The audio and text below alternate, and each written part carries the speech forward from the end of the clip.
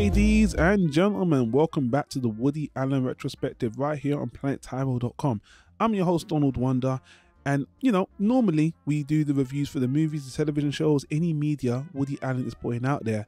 But if you're a Woody Allen fan, then you know that 2018 hasn't been the best year for Woody Allen. We haven't got anything from him, no major release, and we're going to talk about that. Usually, I'm here with my co-host, the arsehole of the millennia, Simon Rad, but I'm going to give him a bit of a break. And actually, I've been speaking to another content creator for about nearly a year, back and forth. We've been talking about all the happenings of Woody Allen, the controversy and stuff. So since it's the end of the year, Woody Allen hasn't done anything. I thought, why don't we have this conversation on wax as a podcast? And, the whole Woody Allen community is having these discussions, but again, if you're a Woody Allen fan, you might not want to be as vocal. We'll get into all of that anyway, but without further ado, let me formally introduce a good buddy of mine, someone who actually inspires me with their website, a content creator. I want to introduce you guys to James Walsh, the creator of Manic Expressions. Welcome, James. Thanks for being on the podcast. Thanks for having me. No problem, man. So if you don't mind, just before we even get into, the whole Woody Allen thing, why don't you tell us who you are, what you do, and then we'll pick it up from there. Anything else you want to say? Well, I've been running Manic Expression now for close to 7 years. Feels longer. No, it'll be 7 years this next month. And nice. I've been focusing more lately on my books, which you can find on Amazon, the Manic Expression, a collection series, and the animated feature film that we've been working on for quite a while.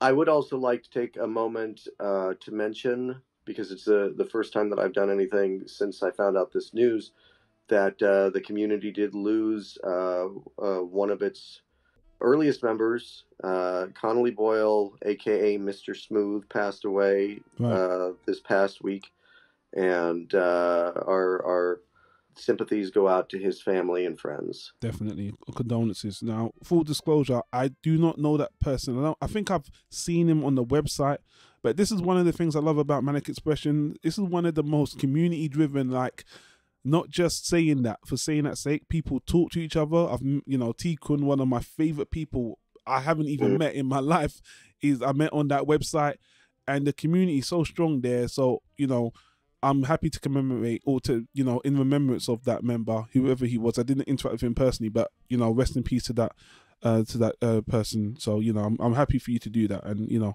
I hope his family, I wish him all the best in this sad time. So, yeah. So anyway, moving on to brighter things, Woody Allen. If you could call it brighter things. Yeah. I wasn't trying to make that bad joke, but we got to move on with the show. James, we have been speaking about the happenings of Woody Allen ever since, the Me Too thing hit Woody Allen very hard. And, 2018, ironically, you would say it's the most controversial year of Woody Allen's life, bar the 1992 Mia Farrow controversy that happened when it was found about him and Swingin and all that other stuff, and we'll get into that as well. But this year, if you're not a Woody Allen fan, and you should be, because you listen to the podcast, and we're 50 plus episodes in, we've spoken about everything. That Woody Allen has a theme of doing a movie almost every year. He's had one break in the 80s, I think, where he did 2 movies and then he had 1 year off. It was kind of weird. Again, I'm not going to look into the minutiae of that right now, but for nearly 30 years, he's been doing a movie every single year. Even at the height of the controversy, Mia Farrow, you would think at that point he would take a year off. He didn't. But now it's a different time. The Me Too movement is a powerful movement. Some people are saying it's going a bit out of control. And we're going to focus on how that affected Woody Allen, because clearly that has affected Woody Allen, especially with his production with Dylan Farrell and stuff like that. So there's a couple of points I want to hit on. Let's talk about the movie that was meant to come out this year, which was called A Rainy Day in New York. Have I got that right? Yes. And it was starring Jude Law, Timothy Chalamet, some other young actresses. Again, I want this to be a real talk. I don't want to be all research and all that other stuff. So Selena Gomez was in it, and Liev Schreiber. It had a really, like most of his movies do, it had a really impressive cast. And he once again reaches out and he gets some younger talent. Yeah. And giving them a chance to shine. Which he's criticised for as well, ironically.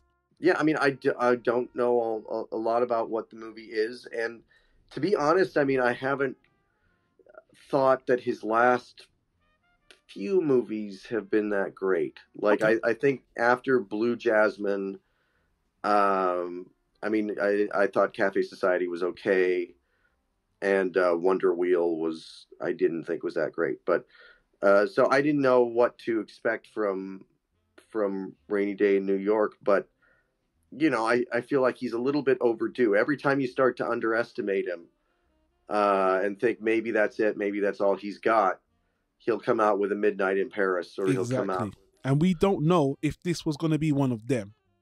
Yeah.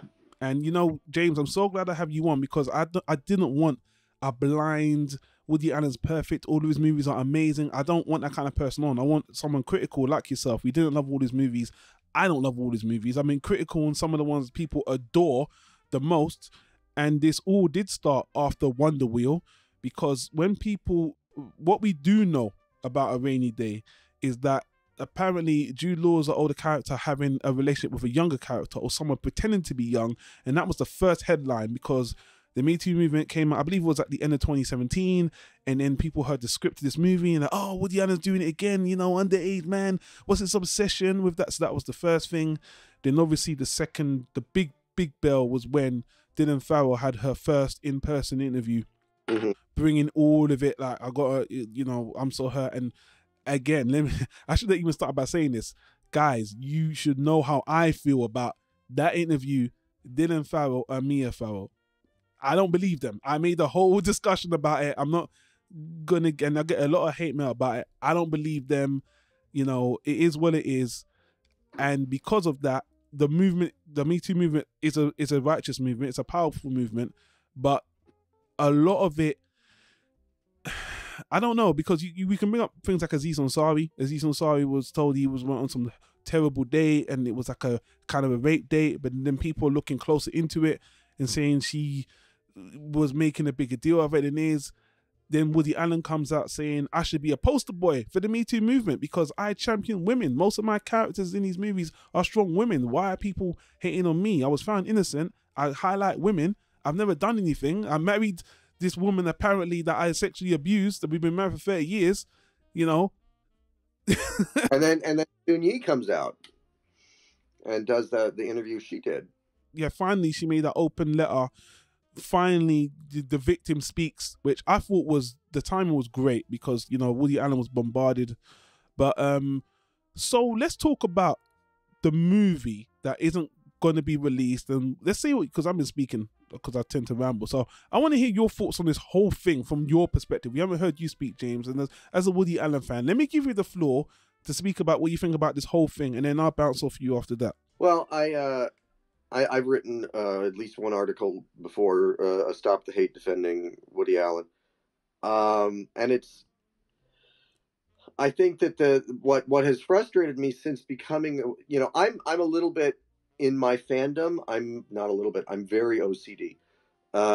When I become a fan of something, I want to then know everything about it, and it's not enough for me to have had the Woody Allen movies that I like. I own every Woody Allen movie because I wanted to like kind of almost study once I started to really become interested in him. And I was a kid when the controversy really started, but you know, it was inescapable. Yeah. Like I didn't know who Woody Allen was, but suddenly that was the first sort of introduction to him. Was he was on the news and he was getting divorced, and it was a big deal. So I'm a big believer in separating the art from the artist. Interesting. I would never throw out my copy of Chinatown just because Roman Polanski did what he did. I think that the art needs to speak for itself.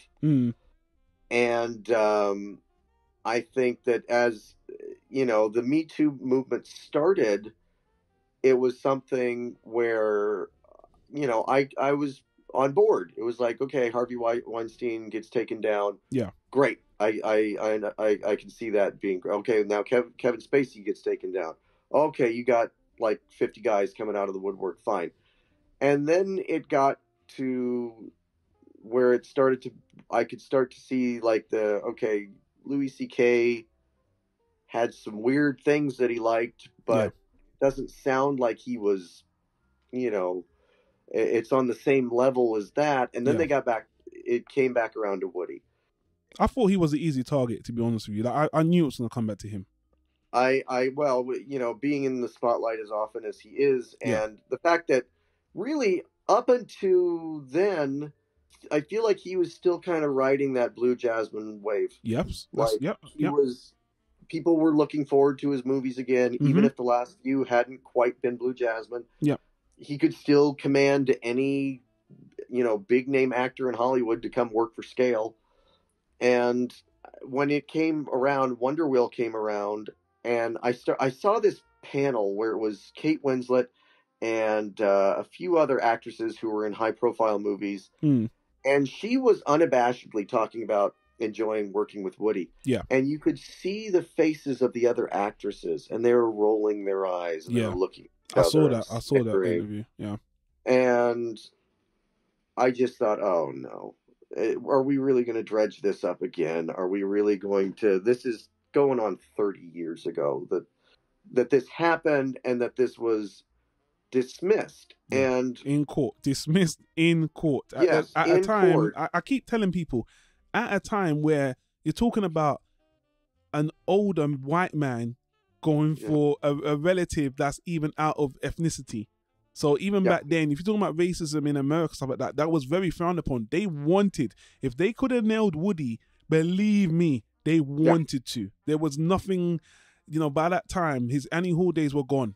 He wasn't, the movies he was making, nobody even liked, to be honest with you. Crimes and Misdemeanors in the 80s, late 80s, okay, it was love, but it wasn't a critical down like Annie Hall. People did not care, and he's an old white man. They loved the controversy. This was the time of, you know, the newspaper and the spectacle. They loved taking down people. So if Woody could have been taken down in the courts, he would have been, if it was just. Strangely enough, as far as his career goes at that point, I feel like the movie that came out right after the controversy was Bullets Over Broadway, which you could argue might be the highlight of the 90s for him. I love that movie, personally. Yeah.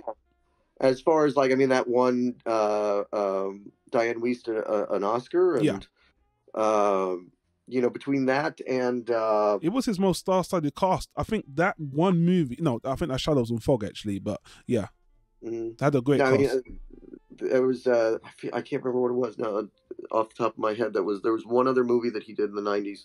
Oh, Mighty Aphrodite. Yeah. That 95. That was really big. A year later. The rest of the 90s was pretty low key for him. And I mean, before the movies before that, when he did Alice, which nobody, you know, Alice, Shadows and Fog. I mean, and I think the last movie he did just before the controversy, Husband and Wives, which was one of his best movies, an amazing movie. Yeah. That still wasn't a critical darling. He became very niche. Woody was a drama man at this time, you know, so. And really, you know, I mean, I also, when I knew Woody Allen from, like, you'd see little jokes about him in cartoons or something. Definitely, yeah. You'd see this little, like, the little Jewish guy with the glasses. He was a meme before memes were even a thing. Yes, exactly. And then once you added Sun Yi into it, the joke became a little bit darker. Yes. And the one thing that I always said, I mean, there is so much misconception about Sun Yi that she was his daughter. No, he wasn't. No, she's not. He wasn't even married to Mia Farrow. They were not married. No, he wasn't married to her. She's Sun Yi Prevlin because she wasn't the adopted daughter of somebody else. Yeah. Not Woody Allen. But at the same time, despite all the misconception, Woody Allen was a scumbag. Definitely, I've said that. What he did. Yeah, he's a cheater. Yeah. He was a cheater with his. I mean, he argues that the relationship between he and Mia was kind of over by then. Yeah. But no matter what, that was her adopted daughter. Yeah. And that's a line that should never have been crossed. And if that were the controversy, then I would say, okay, well, I wouldn't dispute that. Sure. But then everybody confuses it with Dylan. Well, he molested. They do. Yeah. This, and they just sort of, nobody has the fact. If you any, I'm sure you've done this. Anytime you sit down and there's a Woody Allen article or something, and you go through the comments section, nobody knows what they're talking about. Yeah. They all he married his daughter, you know, and stuff like that, and they don't know what they're talking about. and they conflate the two issues that are completely separate. Well, that's what Dylan Farmer kind of now. She's kind of it's actually helped her cause because they forgot about her. They mixed her with Swingin, but now she can come out and saying, "I've always been the sufferer. I've always been the victim. Now he's always gotten away with it. Woody Allen is the one that got away, and we need to put him down." You know, and now it's my time to tell my story. I wasn't brave before, but now's the time to strike. She said it in her own words. It's a perfect time. So, and I waffle back and forth because I feel bad for Dylan in my estimation, and by the way, also in the court's estimation, she was coached. She was brainwashed into believing what she does. Her brothers collaborate. Her own family members corroborate that as well. So yeah, her own family members collaborate that as well. And yeah, nobody listens to Moses. Nobody listens to her brother Moses about, you know, him coming out and saying this didn't happen. It was Mia who was the abuser. Nobody listens to him. Nobody listens to the maid who says I was fired because I wouldn't lie in court. And you know, there's all these things that everybody just dismisses. You know, I remember it's been canceled since then, but there was a movie review program on YouTube called What the Flick.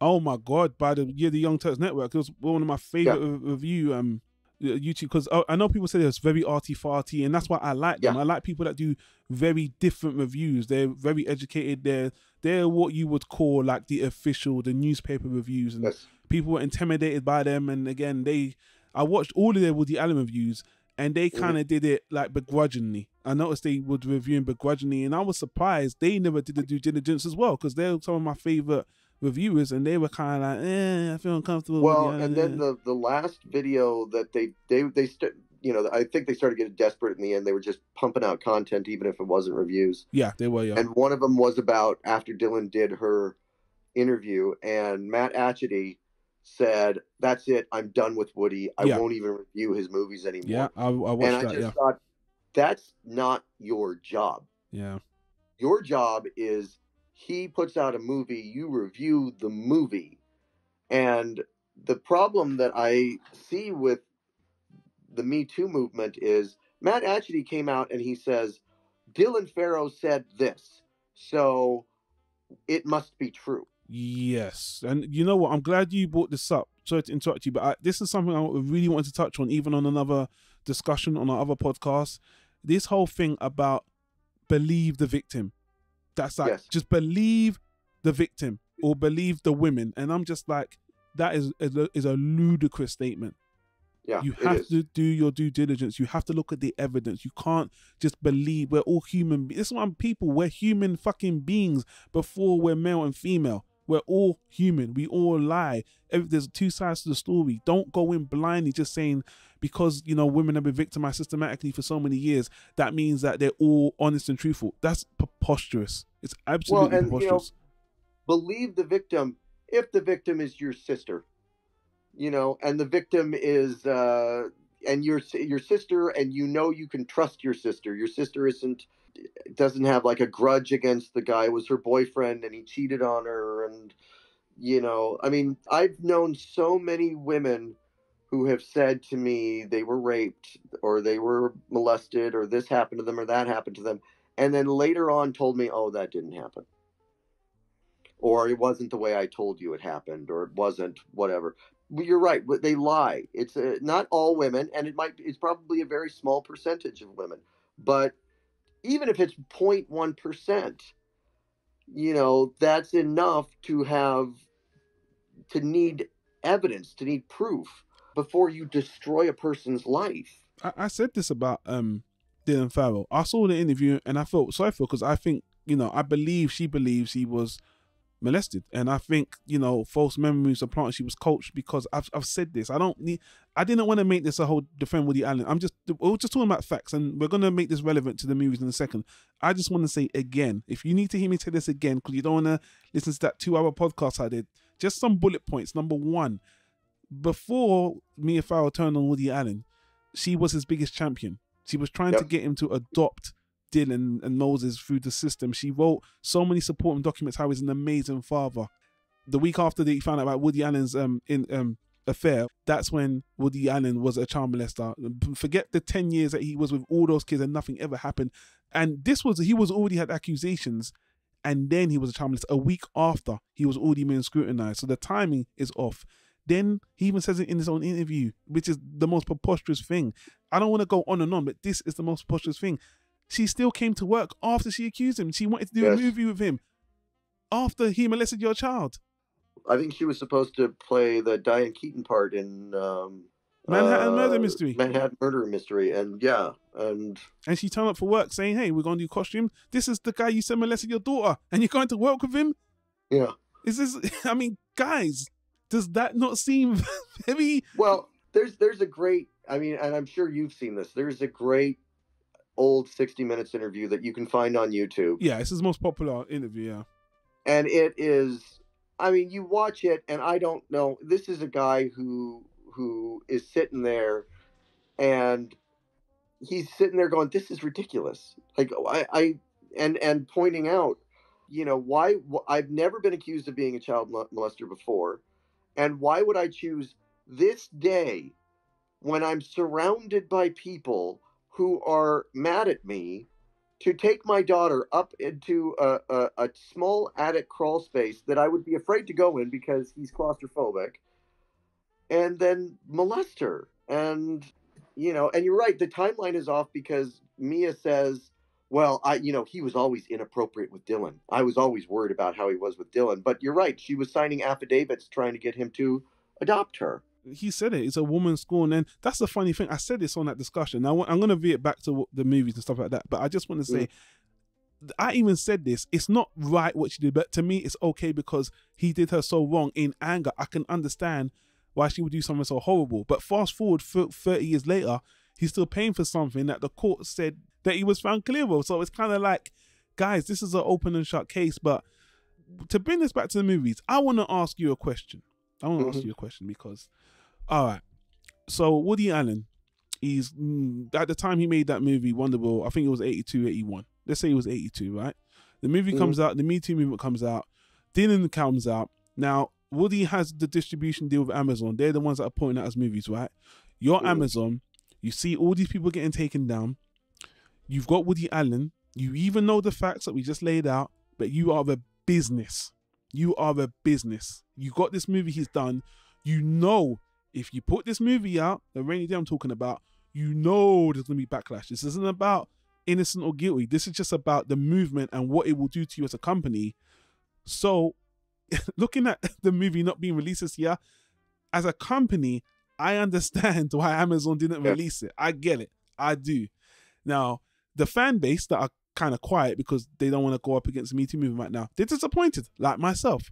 But again, business-wise, it makes sense. I'm like, Amazon don't need the heat. They're not Netflix. And even if they were, Netflix don't even need the heat anyway. No. Neither does a big movie studio anyway.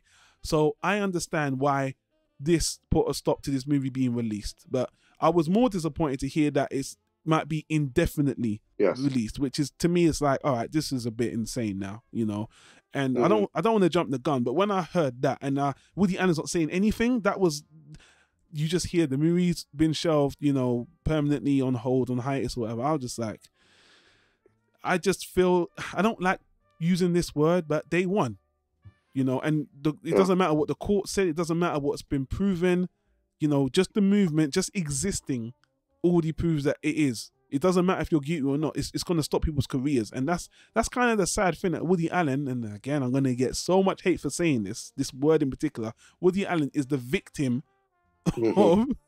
of this, this movement, when I honestly think he's innocent. So it's a shame. Well, and the thing is, innocent, guilty, no one will ever know 100%. But yeah, I don't even think, honestly, the only person I would say that absolutely knows is Woody. Because like I said, I think Dylan believes what she was brainwashed to believe. Yeah, at such a young age, 4 or 5 years old. Come on. Right. And so, but at the same time, again, you've got, he was never convicted. There's been no one since. Not one he was allowed to adopt kids with Sunyi. No one since has ever come out and said he molested me. And there's, you know, you never have a guy who molests a little kid one time. No, there's a pattern. It's a psychological. It's a desire. There's been so many studies on the patterns of these abusers, that there's a pattern to them. You know, she wouldn't have been the first. She wouldn't have been the last. You know, Woody Allen's a superstar. It doesn't make sense. The most I've heard is I can't remember her name now. Though his young girlfriend in Manhattan. She's a famous. It's Hemingway's daughter. Yeah, I can't remember her first name though. But yeah, exactly. Hemingway. She came out and said that Woody had kind of courted her. Yeah. A little bit, but not really. Like nothing ever happened. I think he asked her parents if he could take her on a trip somewhere, and that trip never happened. But she was 17 going on 18. And look, the thing is, he's an older guy who likes younger women. That's not a crime. You can make moral judgments about it all you want. It's not a crime. It's actually very common. Yes, it's very common. There's a lot of older guys that younger women, so you know. And especially, I mean, when you're in the film industry. So, yeah, come on, definitely, yeah. I feel like Woody has absolutely been, and you know, you said that they won. I've always said this too: is if they won and they took him down after he's 82 and he's made like nearly 50 movies and he's got millions of dollars and he's got, you know, this career that, you know, even if it's tarnished, you cannot take away the importance of Annie Hall. You cannot take away the importance of Manhattan or what those movies meant to film. Well, I think a lot of people are really upset that they feel like the Academy and okay, let's talk about some of the things that's happened after the movie was made. After Wonder Wheel, for example, when this movie was made. Now, when the Me Too movement came out, a lot of actors came out and started renouncing Woody Allen, which was very annoying. Again, yes. It's like they didn't know the facts. That, you know, Timothée Chalamet said and I think the female lead, they both donated their whole salary to the Me Too movement and women. And I thought, okay, it's a nice gesture, but you're sending out a message. You think he's guilty. You're sending out a message. Yeah. And so many previous actors as well have gone back saying that I regret working with Woody Allen. And with only a few champions like Alec Baldwin, Diane Keaton, obviously, and Blue Jasmine, main actress as well, come out and saying no. Scarlett Johansson. I mean, obviously, Kate Winslet too. And they've been attacked. They've been attacked as well. Justin Timberlake, he was publicly attacked by Dylan herself. Yeah. And it's you know, you look at this and you're thinking, okay, so the movie's on hold. What next? Woody Allen's 83. People are talking about he shouldn't stop because the Oscars, people are always giving them awards anyway. Then this is where people are like, look, the community, the actor community were always celebrating him. People were still casting his movies. A lot of people knew this story, but because of this movement, they're not being true to how they really feel, because people were still signing on to his movies for all this time after 1992. So why now this movement? There's no evidence that came out after there's no evidence that came out after the Me Too movement came out to shine any more light on this. The only thing that happened was that Dylan Farrell did a public interview. She didn't have any more evidence. She just came out and put what I like to call emotional pressure on everyone, on the whole community, on the movement, and that made a lot of people be like, to me, I gotta save face. I gotta denounce Woody Allen. I gotta donate money. And to me, it's just fake. I'm like, guys, you sign on to these movies. Don't act like you haven't got any new information. There's no new information. That was exactly what Alec Baldwin said. You know, he had pointed that out about Ellen Page. Yes, exactly. Thank you. Great example. And he said, you know what? I worked on that movie with her. She was more than happy to be there and take advantage of the fact that working in a Woody Allen movie was a prestige thing. I mean, it always has been, really, since the movie stopped being profitable. I mean, he's able to. I mean, he made I forget is something called Tall Dark Stranger. Oh yeah, You and Me, a Tall Dark Stranger. Yeah. Yeah, that movie came and went. No one saw it, and it's got a huge cast because everybody, you know, Anthony Hopkins and Antonio Banderas and Josh Brolin and all these people, they're like, this is a prestige thing. I'm not going to take that paycheck for $50 million to go work on a superhero movie if I can go work on a Woody Allen movie and have that on my resume. Correct. And they knew about its controversy. Everyone knows about the controversy. And it's not new information. They're all, and you're right. It's so, you know, again, I'm blanking on names today, but the actress Mira Sorvino, who Mighty Aphrodite won an Oscar for Mighty Aphrodite. It's easily in a career that didn't really go very far. No, it's the highlight of her career. Correct. And she came out and said, you know, well, I denounce him. Yep. That was not only after the controversy, it was like a year or two after the controversy. And she's irrelevant. I know you're being nice about it, but she's irrelevant. Let's just call it she is. She's, I mean, it was a chance to get her name into the spotlight and to hopefully earn some brownie points with the Me Too movement. Yeah, of course. Exactly. I mean, I feel like this is one of those cases, the Me Too movement, where something that, and I do think it has backfired in a big way, because if you've got a movement that does not need truth, it does not need evidence, it does not need a burden of proof, then you're going to have the men who are all in the crossfire. You're going to have two things. You're either going to have them bow their heads, or you're going to have them go, fuck off. Yeah. And say, and sort of rebel against it and say, roll their eyes every time they hear these accusations. And, like you pointed out, the Aziz Ansari thing, you hear something like that. That was a bad date. It was a bad date, and it was nothing more than a bad date. Well, I saw a lot of think pieces on that date. I saw a lot of think pieces about how men need to reassess how they... Well, I think I mentioned to you that I had gone out on a date, and I'd never before, you go in to kiss a girl, and it's body language. You're reading body language. You're seeing if the moment is right. You move in. If she pulls back, then you stop. It was all clear. I knew what I would have normally done, and the words just came out of my mouth. You felt self-aware. It's okay. Yeah. And it was like the least romantic thing that I could have said, but it came out of my, like, I need to cover my tracks. I need to make sure that I don't get in trouble.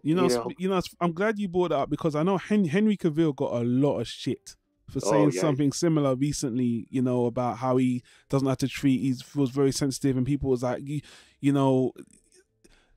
when we say stuff like that, we're being criticized, like, oh, you men are being pussies, now you're saying that you can't see them. Use your common sense. You know what you can do with them. Don't, if you think you're gonna hurt a woman and you are a rapist, you don't have to worry. The only people that are worried are the true rapists and abusers. Now, look, this whole thing is kind of, I want to we can have a whole podcast about this whole thing. Yeah, we really could. And it's fine. And we kind of need to preface to see how this affects Woody Allen, because the point I'm trying to make very clearly is that, and I don't blame the Me Too movement. I think actors are using it to make themselves look better. That's my point. Yeah. And they're opportunists. They use Woody Allen to serve their career, and now he's not hot. He should be gone.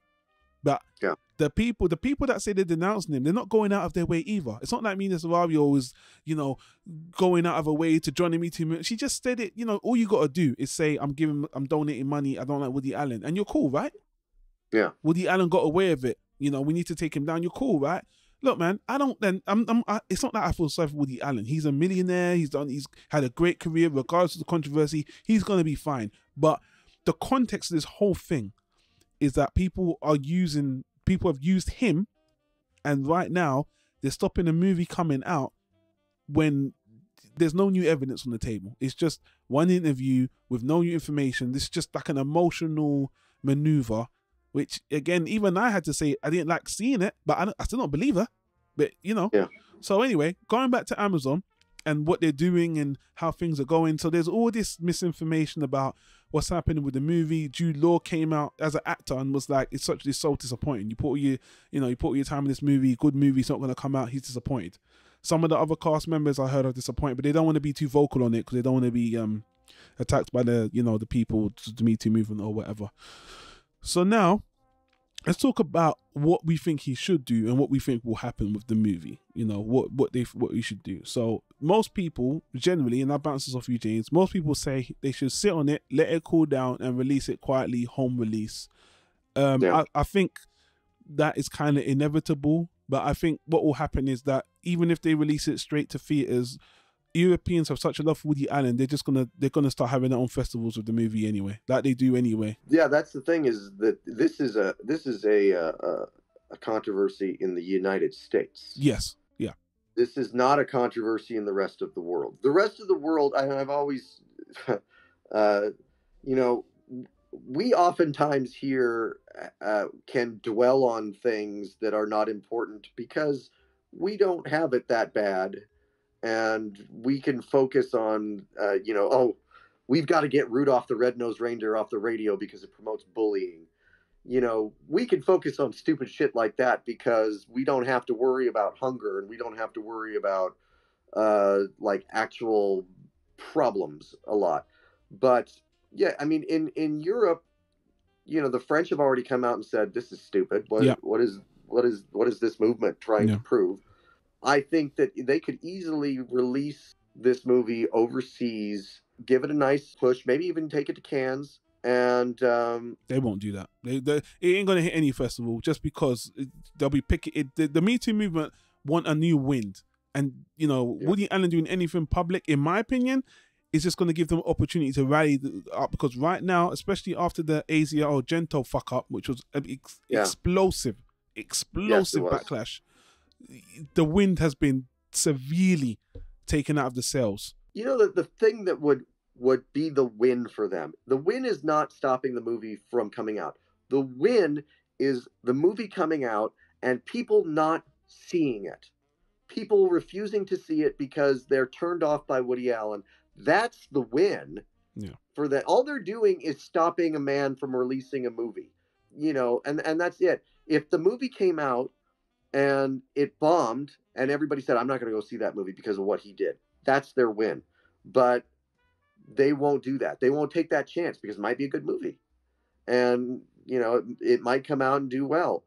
And that, to me, is a sign of cowardice, that they won't take that chance, that their movement and their side is so right that the quality of the movie, the promotion that will be put behind it and all that doesn't matter. People will side with them. So what do you think Woody Allen's doing behind the scenes, if you just had to ascertain? You know, because I have my own little theories. Or what do you think he's doing right now? Do you think there's rumors that he said he was going to retire, then those rumors were lies and all that other stuff. What would you do, and what do you think he would do, you know, Woody Allen right now? I have a feeling he's probably trying to scrape together the next movie. I'm sure there's a script. He would have written. You know, Rainy Day in New York has been wrapped for a long time. Yeah, it's done. He would have already, if he was continuing his normal process, he would have already been writing the next script. There hasn't even been a trailer for obvious reasons. No, there's not even a publicity still. Everything I've seen is behind the scenes stuff. But yeah. So I would bet he's got a script. I would bet that he's talking to Amazon. He has a contract with them. From what I've heard, they are required to release this movie theatrically. Now, that could mean that they just drop it in one theater and then maybe put it on the streaming site or put out a home video release. But I would be surprised if it doesn't make its way somewhere, because I think they're legally required. Wow. And I would bet he would push that. But I would be surprised if he's not trying to scrape together the next movie and just finding doors closing in his face, actors who won't return his calls. Yeah. You know, I mean, these people run the risk of being blacklisted. Yeah, yeah. And I partly agree with you. I honestly think Woody Allen's tired. And here's the thing. Woody Allen's shown at the height of his controversy, you know, when he was in the news, they'll follow him to court, you know, all the pictures, all the time. His life was out there. Swingin, who was still seeing, even when he was criticized as well, he didn't care. He still did movies. What's the difference between then and now? He's old. When I see Woody Allen, he talks, he's very frank, you know, he's very callous. He can just be like, I'm doing my thing, but he's old. I would love it if Woody Allen wanted to wrap up his career on that number, that 50 number, because I think he has one more, two movies to get to that 50 number without the other side movies he's done. Like, I would want him to end on that kind of high, but I don't think he cares about numbers in that way at all. I think he is, what I truly believe he's doing, this movie's going to come out. I think Rainier's going to come out one way or another, because people love movies that don't come out anyway. People love these, oh, what's this movie about? So it's money. That itself, they have like a rare movie. If Woody Allen died, basically, the movie would be in theaters. If he died within a year, that movie would go to theaters, because it will be a spectacle. It'll be it's like a money chance. Like, we got to, capitalize on Woody Allen's last movie. He's already dead, and that's my fear as well. He's 83. His health is good. Stanley got to 93 apparently. I was at 95. So, I think Woody Allen could last, but I think what he's doing, I honestly think he's wrapping up his career. I think we're seeing. I know he just did I think he did his first opera this year though. He might not have done the movie. I think he did his first opera though. I read in the headline. So, I think he's gonna be done with movies. I would love for him to write some scripts though that someone else could direct, maybe Bob Wydie or something. But I think he should. I don't think he even needs to do any more movies. I don't need he's done 50 movies, and like you said, he's not like, for every 10 movies, he's got like 1 or 2 masterpieces anyway. So, the batting average is kind of mediocre anyway. I would love for him to write a lot of scripts and for other people to direct it down the line. But if I would like to see 2 or 3 more Woody Allen movies, but to do that, he would have to leave Amazon and, like you said, go get a European distributor. But I think he's used to the money, and I don't know if there's like a specific, like, Amazon's a worldwide, brand. I don't know if there's like a particular European brand that has the money to finance his movies, even though his movies like 30 to 50 grand, they're not that expensive to make per se. He might just he just has he's kind of spoiled. He said it himself. He hand him the money, he does a movie. So he's used to a certain, budget and lifestyle. And to him, he might just be like, fuck it, I'm done. So if I was Woody Allen, I would like you said to me in the mail, do a dream project, do something you've always wanted to do, finish 1 or 2 things and be done. Because honestly, I don't think he has anything else to prove. I think he's obviously a legendary filmmaker. He's got stats, awards up the arse. He can't be really contested. The casting, just the sheer volume anyway. If you're talking about volume, he's a volume director. Few directors have done as much as him. I know we can't say they're all super quality, but he's got nothing to prove. But if you took Woody Allen's like top 10 movies, you're talking about 10 masterpieces. Definitely, yeah. And yeah, you could then make the list of like, okay, but then there's like 40 other movies. But if you have 10 masterpieces in your overall career, that's Spielberg. That's some of the greats. They are the amazing. Greats. Yeah.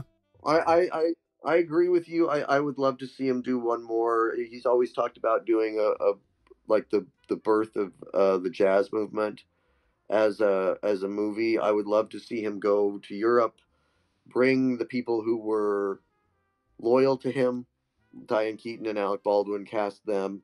I mean, again, it's a different comparison because Polanski actually did. There's no accusations. It's fact. Mia Farrow defended him as well, which is a fact people don't like looking into. But yeah. But Polanski did The Pianist. Yeah. And no one could argue with it. Mm-hmm. No one could say, well, we don't care. It was they gave him the Oscar. They gave him an Oscar. They had to do it, via satellite because the guy is in hiding. But that didn't stop them. Do you see the hypocrisy here? That didn't stop. Well, that doesn't stop. Bringing the side note, but one of Polanski's biggest defenders is Mia Farrow. Exactly. It's Mia Farrow. Yeah, people don't read the details. They have no idea how crazy this story is, man. Mia Farrow. Between defending him and defending her own brother, who's a child molester, who's a convicted child molester. Are you hearing this, people that don't know? Are you hearing these details? You're glossing over.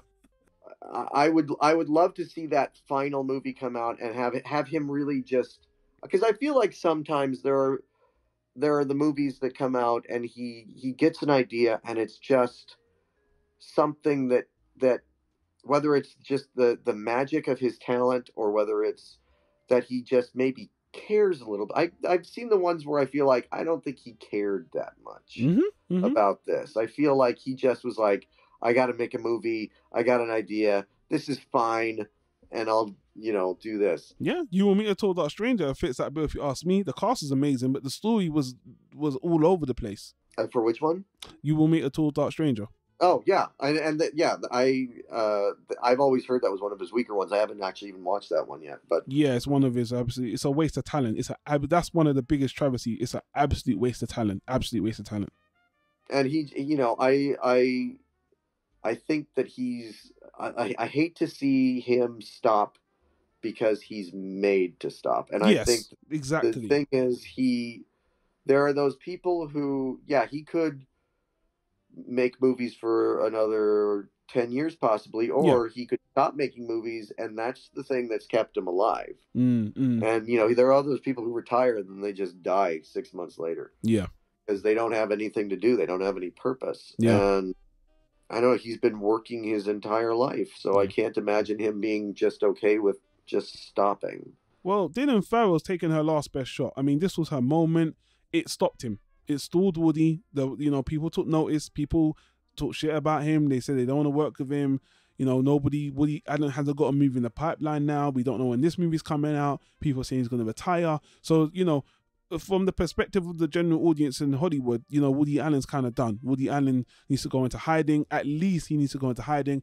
I wouldn't phrase it like that. I think he should take a cooling off period. I honestly think the yearly Woody Allen releases needs to stop anyway. Every 2 years is better. I think the quality of the movies will be better anyway. I think he should. Yeah, I foresee this. I want to talk about what we think is going to happen. What we think is going to happen now.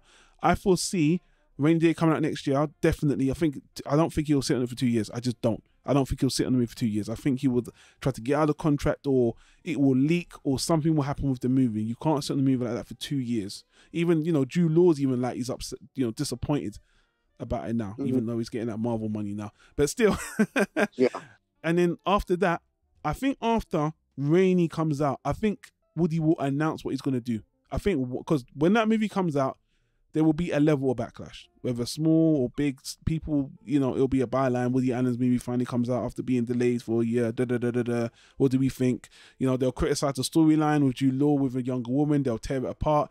And then after that, we'll find out. I think Woody will be very vocal on what he wants to do then. I just want him to do 1 or 2 movies. I would like for him to do a milestone movie, a really great movie, put everything into one great movie and leave on a fucking high.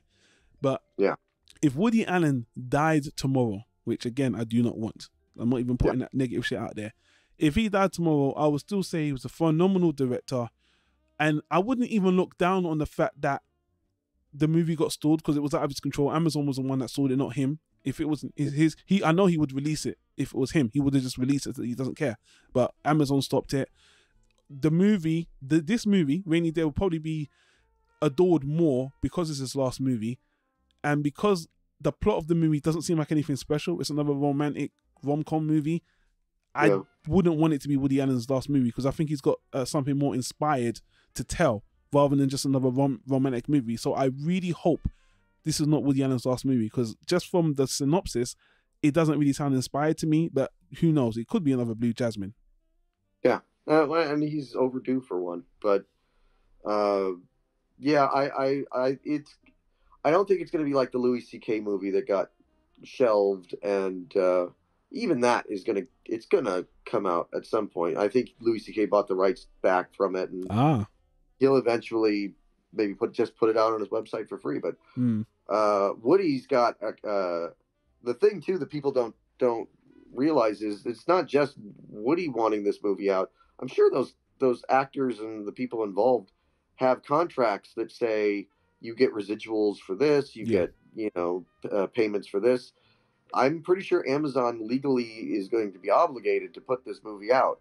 I'm actually wondering, is it easier for Amazon to shelve the movie than it was a studio? Because studios, they might have sank more money into Woody for the movie. Would they shelve it? Would they release it? Because I feel like, because Amazon, they've just the early bird in the movie business. Really, they haven't done that much movies, and Woody was one of. They really cherish Woody on their service because again, prestige director, all these actors. He was their, their golden goose for a while. And they have not pulled anything either from what he's done. Yeah. So I honestly think Woody Allen's being quiet because him and Amazon have got an agreement. This is what I think. I think they're like, we need to sit on this for a while. We're definitely going to release the movie. Let's just wait till next year and release it. I don't think this is Woody Allen's last movie. I don't think they're going to sit on it for another year. If they do, it would be silly, to be honest with you. And Woody Allen, I think if for some reason the movie's not going to come out, I think he should come out and just tell his fans what's going on with the. I know he doesn't care about fan feedback, anything like that. I hope Robert Wiley can persuade him to do another interview to say he's retiring or something like that. But I want to hear it from Woody's mouth. I don't want to hear it from a new spokesperson, and I want him to have a final say. I would hope. The one thing that he could get and people would line up for this is a book deal. And if he wanted to have his say, that would be a good way of doing it. That's true. And coming out and saying, but if he wants that to be something that will help his career, it's got to be something he's going to get out pretty quick, because not only is he getting older, but I think most people have pronounced his career dead. Yeah. And the longer it stays dead, I think the longer it just becomes dead. What's amazing about his career is the greatest successes of his career, you could say, are way, way in the past. Yeah. You'll have something like Blue Jasmine or Midnight in Paris, and they'll come out and they'll do well. But as far as the things that people hold up as, like in an Annie Hall or a Sleeper or even Crimes and Misdemeanors kind of a way. Yeah. Those are 30, 40, 50 years ago. Yeah, Purple Rose of Cairo. Yeah. But even in this market where it's like, what's the newest superhero movie? How can we have the newest cinematic universe? We got to put all our money into that. Every year there would be a new Woody Allen movie. And that was the amount of respect the industry gave to him, which was, we know you're going to lose our money. We're going to give you like $20 million. You're going to make $2 million. And we're okay with that. Yeah. And because we just know how talented you are. Yeah. And if we keep giving you money, eventually you're going to give us another great movie. And I think you're right. If he has a cooling off period, maybe every 2-3 years comes out with a movie, there'll be more quality. He'll have more time to work on them, more time to think about them. And he's got the money. It's not like he couldn't self-finance if he wanted to. I think he's spoiled in that regard, though. I think because he's been taken care of by studios and they've always given him money, he's like, this is going to sound like a really backhanded compliment. I don't think he cares enough, because he said this himself, like, you pay me to do the movies or I'm just happy to do my own thing. Because I think he's too old to set up his own studio and finance. He's like, unless he was going out with a bang. Like, he's like, you know what?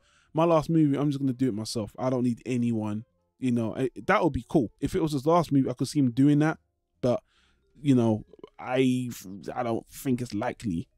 Oh, I'd love to just watch him, like, the last movie, the screen goes dark, standing ovation, and he backs out of the room with both middle fingers raised. I would love to see that happen and just have it be like, that's you because this is where I think I really, the point that I'd like to stress is the Me Too movement is patting themselves on the back and saying, we got him. Dylan Farrow is saying, we got him. Yeah. Ronan Farrow, who you could give me another hour to talk about Ronan Farrow, and I have plenty to say about him, saying, I got him. And I would say he's a great businessman. He set up a great business for himself. I'll tell you that much. That's all he is. He is not a journalist. He is an opportunist. And Mia Farrow sitting there, Mia Farrow, who I was watching this documentary on Netflix about Frank Sinatra. No boy. And how Mia Farrow just was like, 20, and he was She was like the age Soon Yi was, and Frank was the age Yep. Woody was. Yep. And she's sitting there and she's thinking, I got him. Woody Allen has a career that goes back to the 1950s. Yeah. The man got to do everything he ever wanted to do. You know, he has a legacy that cannot be taken away from him. He's got more movies on the AFI 100 Greatest Comedy list than anybody else does. Mm-hmm. You could say that all of his heroes, Bob Hope, Groucho Marx, he surpassed them. If that's them winning, then their movement really needs to reevaluate what they consider a win, because all they've done is they've stopped an old man from making, you know, some mediocre late in life movies. If somebody sat down and wrote a book about the history of cinema, there's got to be a chapter about Woody Allen. Oh my God! You can't take that away from him. Oh, come on, without a doubt, he is a pioneer. He's an absolute pioneer in so many ways. He's spoken about in so much depth. And you know what? I will wrap the podcast up and say this: Woody Allen's biopic, which is definitely going to be made because he's such a controversial figure. He's done so much. Even when he did that documentary we spoke about, the one about his own life, where he's, you know, narrating his own life with Bob Wiley, which is one of the best focused documentaries on the own subject, which is great. Oh, what a story. I'm like, Woody Allen's movie himself, that movie, whoever's going to make that movie, whoever's going to star that movie, that's going to be an Oscar movie, because that's when you're going to really see the highlight of what this man did. And you know what? I'm going to say something really strange. I've said this to Simon on the podcast as well. I do believe Woody Allen's innocent, all this other stuff, and I actually believe one day the innocence is gonna come to light. I actually believe one day you know what? I actually wouldn't be surprised if when Mia Farrow died, she was like, you know what? I was angry. I lied about the whole thing. It wouldn't surprise me. It wouldn't surprise me. It wouldn't. It wouldn't surprise me either to have one day Dylan Farrow come out and say, I got some therapy. No. Because then Dylan Farrow could come out and say that my mother brainwashed me, and then she could have another book deal after, and her and Ronan Farrow can, you know, bank off that as well. So I know that's a fucked up thing for me to say. No, it's a fucked up family. I mean, no matter how you look at it. I mean, I think, and it's very sad that I think, because you mentioned earlier that nothing new has come to light about the controversy since the Me Too movement. Moses Farrow has been very vocal about his story, and people either dismiss it or they attack him. Oh, 100%. Why is his story less important than hers?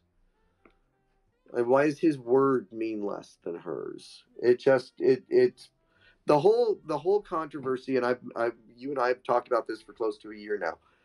It's maddening in the lack of nuance that people bring to it, that they don't know what they're talking about. They just hear things and repeat them.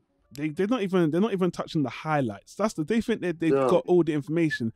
The whole situation is an absolute clusterfuck. It is a mess. Yes. It's that's still going on to this day. I've never seen a controversy go on this long from one relationship. This is the longest controversy one of the longest controversies in Hollywood history, if you ask me. Yeah, and where I would say that you could actually see Woody Allen is also a pretty classy guy is if you watch that documentary about him that came out a few years ago. Yeah. When he talks about Mia Farrow, there's no bitterness. There's no malice. Her a great actress. Yeah. He loved working with her. She gave a great. She was great in Broadway Danny Rose, and I really was happy with her performance in this and that. And he didn't have a single negative thing to say about her. You know, people actually take his whole demeanor to be part of his fault as well. Like, why is this guy really not angry? They actually take that as an admission of guilt. Like, I know I'm going back a little bit, but in that 60 Minutes interview, he's very calm. He's upset, but it's not even like he's emotional. He's like, this is ridiculous. Why would you think I do this? Why would I do this? Guys, it doesn't make any sense. But he's not, you would think, I don't want to use the wrong word, but a normal guy would be like, what the fuck, man? I ain't do this. There's no way that, he wasn't like that. He's very kind of matter of fact in the absurdity. And people look at that and like, this guy is really not mad enough. Maybe I want to be this cool. That's kind of suspicious. I had a great comment when I posted my defense of Woody Allen. I wish I could remember who said this, but I put the 60 Minutes video into my article, and somebody posted, they said, you know what a child molester never says? They never say the words child molester. Mm. And he was sitting there going, why would I molest my child? And he kept sort of saying that over and over in this sort of oblivious kind of a way that somebody who hadn't done it would be saying. So to him, it was surreal. And I thought it was I'm going to get so much shit for saying this. I admired his candor. I was like, well, I would be losing my shit. I would be like, my publicist would be like, you can't do interviews right now because you're too hot-headed. Woody Allen just looked like it was absurd. Like he was like, this is surreal. You know what I mean? And I was just like, dude, your life is in shatters. She's destroyed everything. She's, you fucked up. So obviously you're a bit guilty. So that's why you're kind of taken aback. But at the same time, she's calling you a child molester. And, at that time, this was before it was popular, like in the popular conscious, everyone was going on, in the early 90s. For a celebrity to be called a child, that wasn't big. Woody Allen, unfortunately, I don't want to call him a trendsetter, but he made that kind of the pop culture awareness as well. You're going to be like Woody Allen. He became a meme. He became that guy, Well, with the glasses and with the, with the flailing of the hands and, everything. I mean, he was, and the thing too is, the first movie of his I ever saw was Everyone Says I Love You. Oh, really? Not a bad movie. And I didn't even think it was a Woody Allen movie. It wasn't because it was Woody Allen. It was very, this was sort of at the height of like 90s independent cinema. Yeah, yeah. And so it doesn't look like a Woody Allen movie though. It's not very Woody Allen. I was into like Tim Roth and Edward Norton as like, these sort of intense character actors. And I was into their work. And then I heard they did a musical. And I don't think that 6 months has gone by in my life that I haven't at some point put that movie on, because it's not even necessarily one of his best movies, but there's a ability that he has to just make you feel good. Yeah. Or to make you feel, I mean, I was watching Husbands and Wives not that long ago, and I had to turn it off because it was so bleak that I just couldn't get through it. And amazing movie, by the way. That movie, so raw. That's one of his rawest movies ever. Yeah. Well, and if you talk, I mean, like it took me forever because it's so expensive because it's out of print to get Deconstructing Harry. But Deconstructing Harry is fucking brutal. They say it's a masterpiece. People I remember that movie came out and said Woody Allen's electric. I remember hearing that Woody Allen is electric. What a crazy movie, yeah. The guts to make that movie after everything that had happened in the years right before that. I said this was everything people wanted Woody Allen to be. This is what they thought. He is the true arsehole scumbag. That's who he was in that movie, yeah. And he had the guts to own it and say, all right, and to really, I've got 2 different books that are retrospectives of Woody Allen's career. And he says about Deconstructing Harry, he was just at this point where it was like, it was just a big fuck you to everybody. Yeah. And he could have been playing it safe, and he could have been like, oh, they really want another Annie Hall. I'd better try and write another Annie Hall. And instead, he just kept pushing himself. And there's not enough filmmakers who have that kind of courage. And again, if the Me Too movement thinks that they've won just by silencing a man who they suspect might have done a bad thing, but they know for a fact contributed so much to cinema, then again, it's a hollow movement, and it's doomed to fail, because you can't bully people into agreeing with you. You've got to get them on your side. I think the Me Too movement is a knife that the Farrell family used. I think the Me Too movement has just to it, but I think in this case, I don't want to make the Me Too movement about Woody Allen. It's not.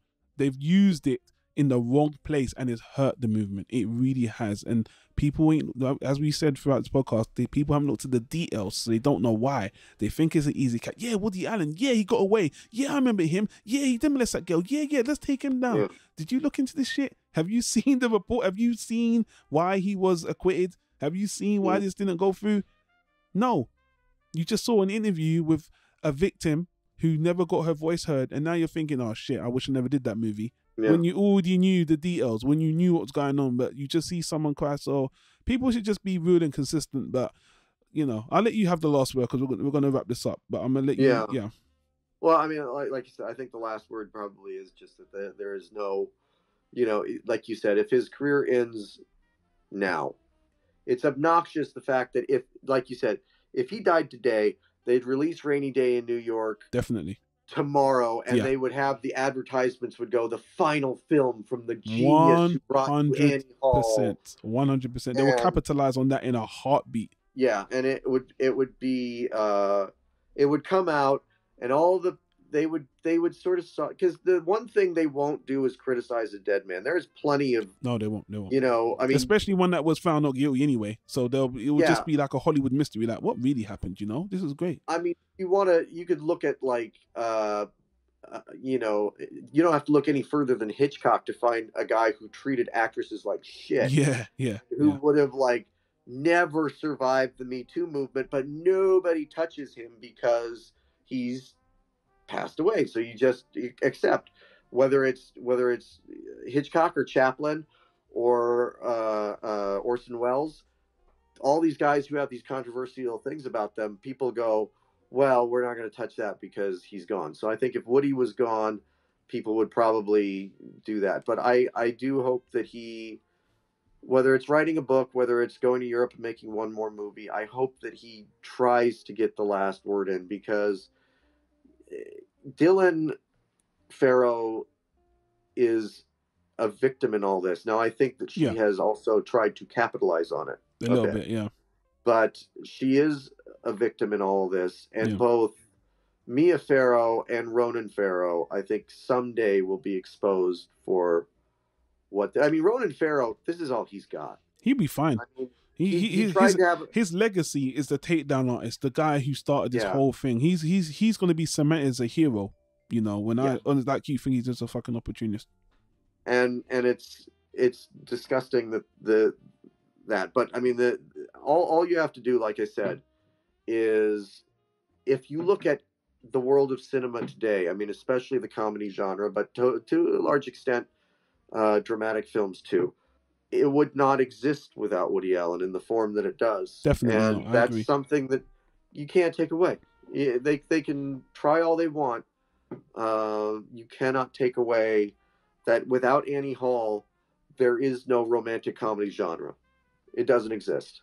And, you know, you watch something like, and my personal favorite Woody Allen movie is Crimes and Misdemeanors. Nice. Good choice. And because I remember watching that movie, and I spoiler alert for a movie that's 30 years old, but, you know, when you get to the end of that movie and you've gone through the sort of comedic journey with Woody and the dramatic journey with Martin Landau, and you think you know how it's going to all end up, and you get to it, and Woody just goes, no, that's not how life works. Sometimes the bad guy gets away with it and the good guy gets screwed. And that's life. Fade to black. That's the kind of honesty that very few, not just filmmakers, but artists have. And I thought he got obviously, you know, Match Point, very similar movie. I like to call it the rebirth of Crimes and Misdemeanors. And again, that was what put Woody on the map. Before that movie, his career was like, he's just old, he's gone. But Match Point brought everything great about Crimes and Misdemeanors to the forefront again with a younger cast. And it just capitalized on everything you just said there. Mm-hmm. And he's going, I mean, again, you watch something like Vicky Cristina Barcelona, and you would not know that a man in his 70s made that movie. Yeah, nope. That looks like something that a hot young 25-year-old filmmaker would have made. Yep. And I think he's got that in him, and I hope that he comes back at least one more time, just to end it on his terms. That's it. I was just about to say that very thing, but just want him to end it on his terms. And if God forbid he doesn't, it is what it is. He had a fantastic career, but I really don't think it's gone anywhere. I think we haven't heard the last of Woody, but if God forbid he passed away, you know, at a certain time, then obviously we're gonna have another podcast about his career and that. But I don't think his story's over quite yet. And even if it does, I guarantee you that people are going to be fighting over the rights for that biopic, because Woody Allen's life in a movie, that is going to be seriously entertaining. That is going to be a great fucking movie. I'd be first in line. Yeah. So anyway, I guess we better wrap up this podcast. Man, James, thank you for coming on the podcast. We've been going back and forth. I don't think we'll ever stop, really. Whenever we get news updates, we always inform each other. But thank you for coming on and sharing your point of view. I'm sure both of our opinions are very unpopular. But to be honest, I don't think we're the most crazed, super loving Woody Allen fans. I feel like we don't believe them, but we're somewhat being critical and fair about how we feel about it. But guys, if you're listening and you don't agree, then let us know in the comments down below. But James, again, I want to thank you for joining me on this one, man. I really appreciate that. Thanks. I've been looking forward to it. Yeah. So guys, again, this is the Woody Allen retrospective. We review the Woody Allen movies. It's on hiatus for now. I've had some ideas for doing some other Woody Allen related content. Let me give a shout out to a couple of sites, especially the Woody Allen pages. I mean, this guy's got 2 books on Amazon. He's got the Woody Allen Watchers Guide, does some great material. Go to there for all your Woody Allen news. I want to give a shout out to the Woody Allen subreddit, always keeping us engaged with the conversation, the newest Woody Allen news. You know, I get emails about, you know, how can you support Woody Allen? He's a da-da-da-da. Listen, I've made clear how I feel about Woody Allen, the controversy. You obviously know our views if we're doing a podcast about Woody Allen. I wish there were other podcasts about Woody Allen. I want to thank you guys for leaving the iTunes review saying that we're more like a student podcast. That's fine. We're not movie professors here. We're just fans. We wish there were more educated fans so we can learn more about Woody Allen. And we hope with this podcast we can spoke you listening, who might know a hell of a lot more than us, to do something, to commemorate. Don't be scared to speak about your favorite director. If you want to separate the artist from the art, do it. If you don't, just speak your mind. So on that note, if you're watching on YouTube and leave a comment down below, please do that. If you're watching on iTunes or listening, however you're listening, just get in contact with us, planettyra.com. You can email us. All the links will be in the description, including for Manic Expression, James Walsh's project. I've been a contributor on the site. You know, to be perfectly honest with you, I don't contribute as much as I should. I post a lot of stuff. I only interact with a few members, but it is an amazing site. If you like a content creator, you want a place to gel with a community, you want to get some feedback, you want to integrate with people, you know, to give James a big shout out. I've been on a lot of websites, collaborative community blog websites where you can share your posts, where it's like a place where you just dump content and leave and nobody cares. I was going to bring up some names, I'm not going to, but I can think of 2 sites in particular. I'm not going to. This is a community where if you're a poet, you know, guys doing videos on YouTube, anything, you want a place to share your content and meet and talk to people, I would highly recommend manicexpressions.com. I'll put a link in the description below if you don't know how to spell it. But you spell it how it sounds. But again, I'll put all links in the description below. James, again, I want to thank you for being on. Guys, don't forget you can reach us on all socials at Planet Tyra, Woody Allen Retrospective, WoodyAllenRetro.com. And until then, I want to say good afternoon, good evening, and good night. And I'll see you on the next recording. All right.